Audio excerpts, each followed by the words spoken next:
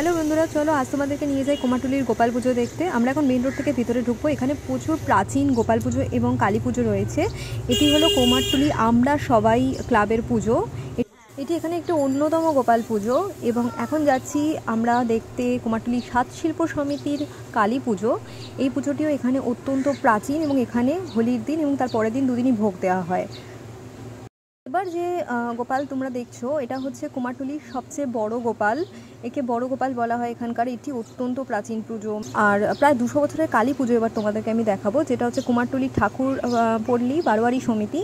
এই যে আদি কালী পুজো রয়েছে, এই পুজোটি প্রায় 200 বছরের উপরে এখানে হয়ে এসছে এবং এখানে ভোগ প্রদান করা হয় প্রত্যেক দিন এবং প্রায় 7 দিন ধরে এখানে পুজো চলে এবং এখানে আগে বলিও হতো।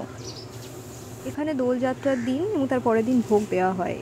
এবার তোমাদের দেখাচ্ছি ইয়ং স্পোর্টিং ক্লাবের বিরাট গোপাল পুজোর ঠাকুর এবং এটিও কুমারটুলির একটি অন্যতম আকর্ষণ বলতে পারো।